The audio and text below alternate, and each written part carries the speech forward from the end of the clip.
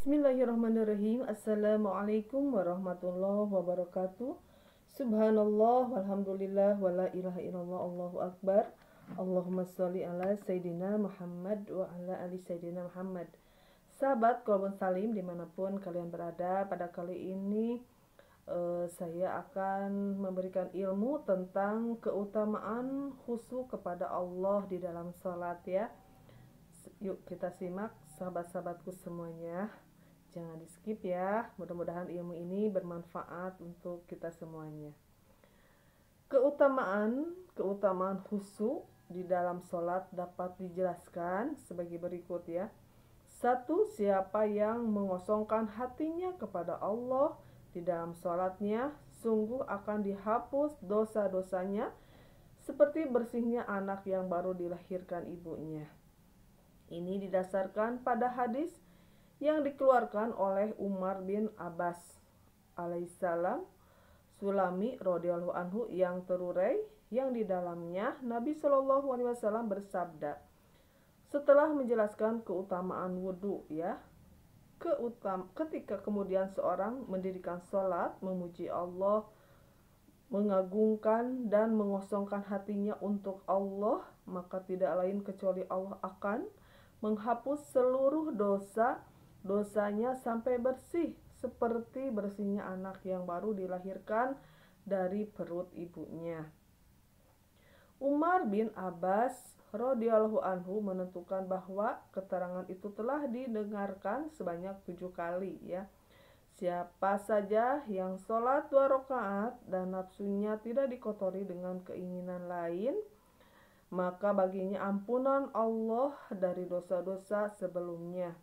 Berdasarkan hadis Dar Utsman radhiyallahu anhu, ketika melakukan wudhu dengan sempurna, Rasul Shallallahu alaihi wasallam melihat aku dan bersabda, lakukan wudhu seperti ini. Kemudian beliau bersabda, siapa yang melakukan wudhu seperti ini, kemudian mendirikan sholat 2 rakaat, nafsunya tidak dikotori, maka Allah akan mengampuni dosa-dosa yang telah dilakukan sebelumnya. Siapa yang sholat wajib dan membaguskan khusyuknya, maka baginya itu tebusan atas dosa-dosa yang dilakukan sebelumnya.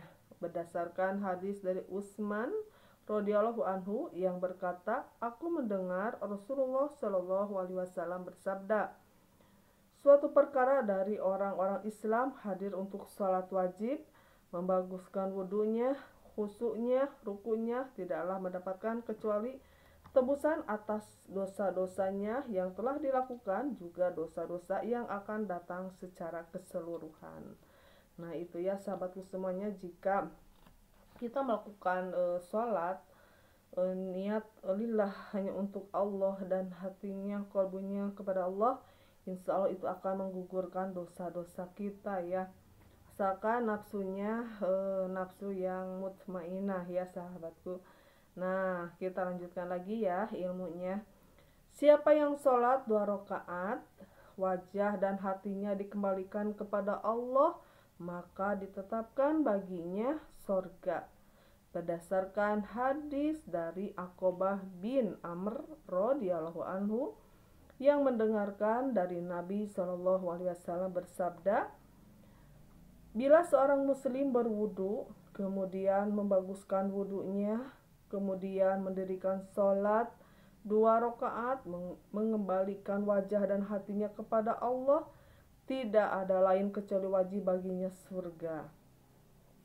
Keberuntungan dan kebahagiaan di dunia dan di akhirat bagi orang-orang yang khusyuk di dalam sholatnya. Allah berfirman dalam surah Al-Mu'minun ayat 1-2, sungguh benar-benar menang orang mukmin yang khusyuk di dalam sholatnya. Itu ya. Terus selanjutnya, khusyuk di dalam sholat yaitu hadirnya hati di hadapan kekuasaan yang maha agung, dengan benar-benar hadir dan dekat sampai diperoleh rasa tenang di dalam hati. Tenang nafsunya, tenang gerakan-gerakannya, sedikit menoleh hatinya, hormat taat di hadapan Allah, menghadirkan keseluruhan gerak-gerik dan apa yang diucapkan dari awal sampai akhir sholat, sampai hilang rasa was-was dan pikiran-pikiran rendah. Itulah ruhnya sholat yang akan diukir di dalam diri hamba yang beribadah. Selanjutnya, adapun sholat yang tidak ada khusyuk di dalamnya, tidak ada rasa hadir di dalam hati, maka jika ada balasan hanya sebesar apa yang dipikirkan dan apa yang diinginkan di dalam hatinya. Ampunan dan ganjaran yang mulia bagi orang yang khusyuk berdasarkan firman Allah dalam surah Ali Imran ayat 199. Dan sesungguhnya dari ahli kitab yang tidak mengalami Allah, yang tidak mengimani Allah, dan apa-apa yang telah diturunkan kepada mereka, dan apa-apa yang telah diturunkan kepadanya berupa khusyuk kepada Allah. Janganlah menjual ayat-ayat Allah dengan harga yang kecil. Baginya balasan dari Allah. Sesungguhnya Allah maha tepat perhitungannya. Yuk kita lanjutkan lagi ya. Dan Allah berfirman dalam surah Al-Ahzab ayat 35 yang artinya adalah sesungguhnya muslim, pria, wanita, orang beriman, pria, wanita, orang yang tenang, laki perempuan, orang yang benar, laki perempuan, orang sabar, pria dan wanita, orang khusyuk, pria dan wanita, orang yang benarkan, pria wanita, orang yang berpuasa, pria wanita, orang yang menjaga kemaluannya, pria atau wanita, orang yang banyak mengingat Allah, pria atau wanita, Allah menetapkan baginya ampunan dan balasan yang besar lagi mulia. Orang yang khusyuk tunduk kepada Allah menjadi bergembira karena kebaikan-kebaikan di dunia maupun di akhirat. Seperti yang dijelaskan Allah dalam surah Al-Hajj ayat 34. Yang artinya, dan kepada setiap umat kujadikan ibadahnya sebagai sarana untuk mengingat nama Allah atas apa saja yang telah diberikan kepada mereka dari hewan binatang ternak yang baik-baik, maka kepada Tuhan mereka, Tuhan yang satu, maka kepadanya kamu berserah diri, dan berilah kabar gembira kepada orang-orang yang tunduk merendahkan diri. Itu ya. Berkata Roghib al-Ashafani radhiyallahu anha, tunduk merendahkan diri seperti tenangnya bumi, kemudian menjadi tunduk datar, menjadi lembut dan luluh. Allah berfirman dalam surah Hud ayat 23.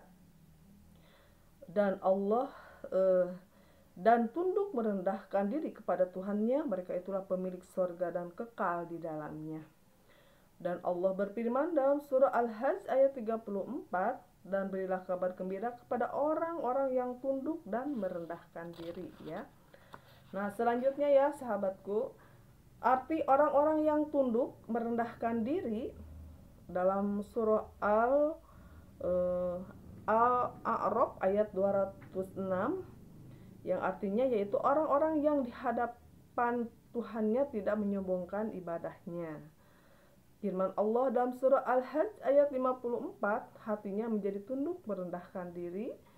Selanjutnya artinya lembut dan takut, hati yang tunduk dan merendahkan diri, mendekati makna luluh patuh seperti dalam firman Allah dalam surah Al-Baqarah ayat 74. Dan sesungguhnya mereka itu hatinya luluh karena takut kepada Allah ya. Berkata Ibnu Mas'ud radhiyallahu anhu, tunduk adalah suatu ketenangan dari bumi. Firman Allah dalam surah Hud ayat 23. Tunduklah kepada Tuhanmu, artinya tunduk ya. Berkata Al-Faruq radhiyallahu anhu, artinya takut kepada Tuhannya dan tunduk kepada Allah, takut dan tunduk merendahkan diri.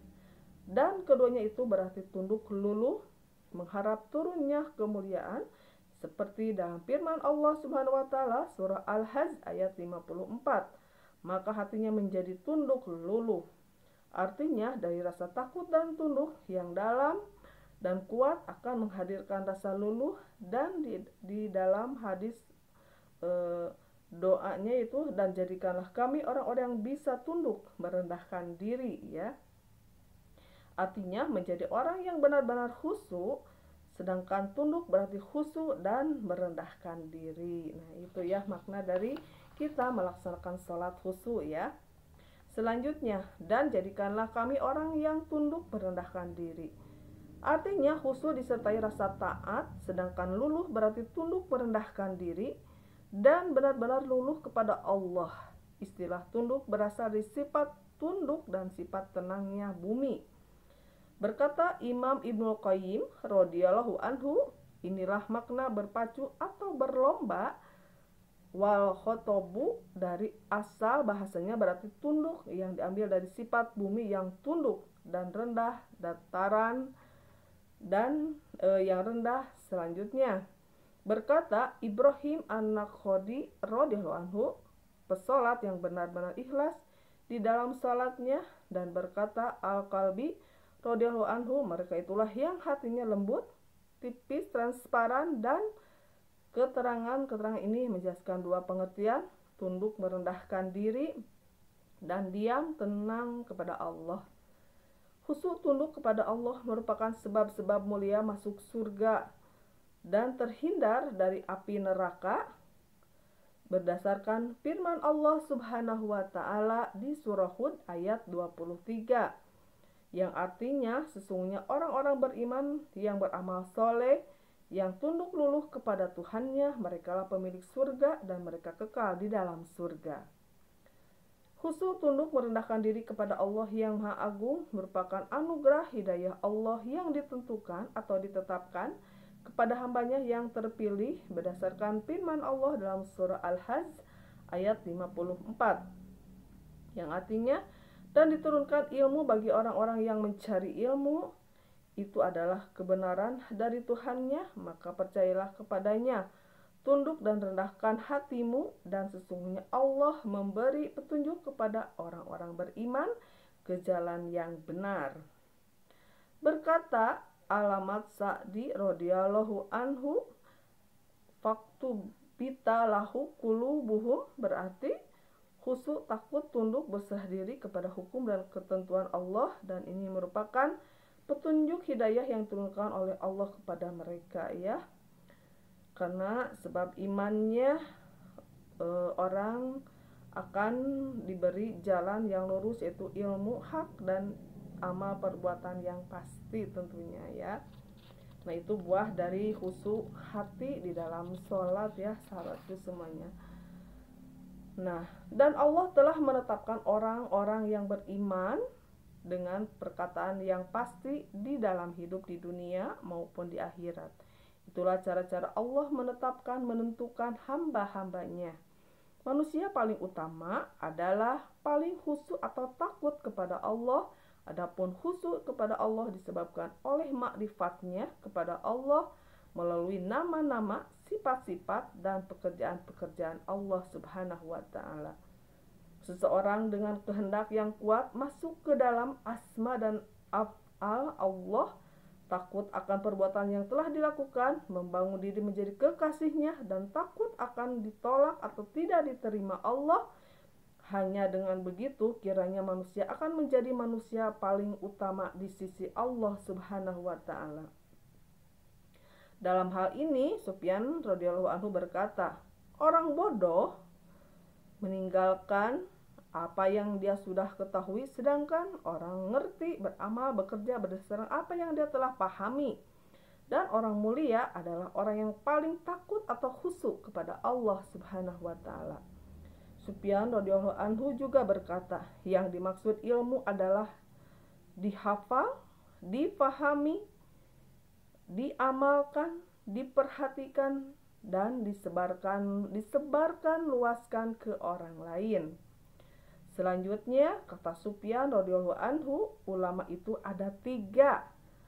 Alim billah, alim karena Allah, berilmu karena Allah, takut kepada Allah, tidak ada ilmu hanya dari Allah, alimnya karena Allah. Alim kamil, alim sempurna, alim billahi, alimnya karena Allah, takut kepada Allah, itulah ilmu sempurna. Selanjutnya alim pajar, alim cabul, alimnya karena Allah, ilmunya bukan dari Allah, itulah ilmu cabul. Dan saya mendengar dari Syekh Ibnu Baz radhiyallahu anhu, inilah kalimat-kalimat yang berulang-ulang engkau katakan, siapa yang mengutamakan sholat 5 waktu dengan khusyuk pasti mendapatkan pengampunan dari Allah Subhanahu wa taala berdasarkan hadis Ibad bin Somad radhiyallahu anhu. Aku bersumpah, aku mendengarkan Nabi Shallallahu alaihi wasallam bersabda, sholat 5 waktu yang diwajibkan Allah, siapa yang membaguskan wudunya, sholat pada waktunya, menyempurnakan rukunya, menyempurnakan khusyuknya, maka baginya ampunan dari Allah Subhanahu wa taala. Dan apabila seseorang tidak melakukan seperti yang tersebut, maka tidak ada baginya petunjuk Allah Subhanahu wa taala apakah dia akan diampuni atau akan disiksa, ya. Jadi sholat itu adalah penggugur dosa jika kita melakukan sholat itu dengan benar, syarat sah sholatnya, dan tentunya paling utama adalah khusyuk kita hatinya kepada Allah, ingat ke Allah. Selanjutnya, Allah memuji orang yang khusyuk di dalam ketaatannya, dan Allah mensifatinya sebagai orang yang alim berdasarkan firman-Nya dalam surah Az-Zumar ayat 9.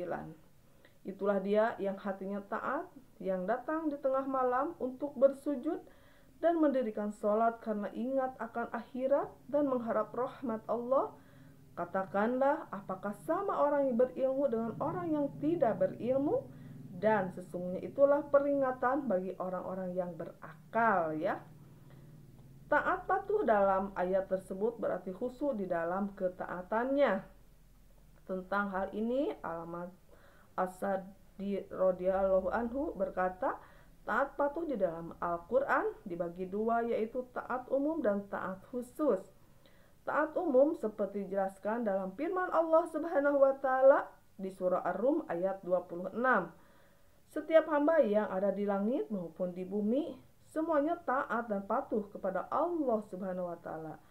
Artinya setiap makhluk hamba tunduk patuh dan mengagungkan Tuhannya. Terus taat khusus. Nah, taat khusus itu yang banyak dijelaskan dalam Al-Quran adalah taat khusus, yaitu taat yang terus-menerus dan khusus kepada Allah, seperti yang dijelaskan dalam surah Az-Zumar ayat 9. Itulah dia yang hatinya taat, yang datang di tengah malam untuk bersujud dan mendirikan sholat. Dan dalam surah Al-Baqarah ayat 237, dan dirikanlah sholat dengan taat dan patuh, ya. Selanjutnya Allah berfirman di surah Al-Imran ayat 43, Hai Maryam, taatlah dan sujudlah kepada Tuhanmu. Dan dalam surah Al-Ahzab ayat 35, laki-laki yang taat dan perempuan yang taat. Selanjutnya Rogib Al-Asfani radhiyallahu anhu benar-benar berkata, tenang itu rasa tunduk yang terus-menerus dan disertai rasa patuh dengan menafsirkan firman Allah Subhanahu wa taala surah Al-Baqarah ayat 238. Dirikanlah sholat kepada Allah dengan tenang. Dan firman-Nya dalam surah Ar-Rum ayat 26, semuanya tenang kepada Allah. Kata Rogib radhiyallahu anhu, tunduk taat dan orang yang diam dan tidak berpaling dalam setiap diamnya, yang sibuk di dalam diamnya, seperti yang disampaikan Nabi Shallallahu alaihi wasallam. Sesungguhnya itulah sholat yang tidak ada kebaikan di dalamnya dari perkataan manusia. Perkataan itu adalah kalimat tasbih, takbir, dan membaca Al-Quran. Dari keterangan Al-Quran tersebut lalu timbul pertanyaan, bagaimanakah sholat yang lebih baik? Jawabannya adalah panjangkan diamnya, artinya sibuk beribadah dan menolak setiap sesuatu yang mengganggu diam. Dan Allah berfirman dalam surah An-Nahl ayat 120, sesungguhnya Ibrahim itu adalah umat yang tenang atau diam, ya. Dan Allah berfirman di surah At-Tahrim ayat 12, dan itulah mereka yang diam atau tenang, ya. Dan dalam surah Az-Zumar ayat 9, yang artinya dia itulah yang hatinya tenang, datang di tengah malam untuk bersujud dan mendirikan sholat. Selanjutnya dalam surah Al-Imran ayat 43, tenanglah untuk Tuhanmu. Dan dalam surah Al-Ahzab ayat 31, orang-orang yang tenang karena Allah dan Rasul-Nya. Dan ada di Al-Ahzab ayat 35. Laki-laki yang tenang dan wanita-wanita yang tenang. Adapun bagi wanita salehah adalah ketenangan. Tenang di dalam hadis menunjukkan arti yang bermacam-macam. Terurai dalam arti khusyuk, taat, salat, doa, menyembah, bangkit, mendirikan, memperlama berdiri, diam, tenang, mendirikan ketaatan, merendahkan dan menghinakan diri. Nah, itu ya makna dari tenang di dalam salat. Ibnu Hafidz radhiyallahu anhu menentukan bahwa Ibnu Arabi radhiyallahu anhu menjelaskan sesungguhnya tenang mengandung 10 arti seperti yang diturunkan dalam syair Arab ya. Setiap orang dapat memberi arti khusyuk yang berbeda meskipun sudah ditunjukkan artinya dalam beberapa hadis atau uraian yang sudah terdahulu ditentukan. Artinya bahwa setiap sholat insya Allah akan memberikan dampak kepada si pelaku sholat tersebut jika sholat itu dilakukan secara benar, khusyuk, mengingat Allah Subhanahu wa taala, tentunya akan berubah cara berpikir dan cara hidup, mengaruhi kehidupan ketika sholatnya itu udah khusyuk ya. Terima kasih ya sahabat-sahabatku semuanya sudah menyimak channel video ini. Mudah-mudahan ilmu ini bermanfaat ya, khususnya untuk saya pribadi bisa mengamalkannya. Umumnya untuk kalian semuanya yang mendengarkan di sana, share jika ilmu ini bermanfaat ya. Satu, share ilmu kepada orang lain sehingga orang itu mengamalkannya, pahalanya 10 kali lipat oleh Allah Subhanahu wa taala. Dan kelak ketika kita meninggal dunia, pahala itu akan terus mengalir ketika ilmu yang kita sampaikan, kita sharekan dilaksanakan oleh orang tersebut. Terima kasih, jangan lupa like, subscribe, and komennya. Billahi taufiq wal hidayah. Wassalamualaikum warahmatullahi wabarakatuh.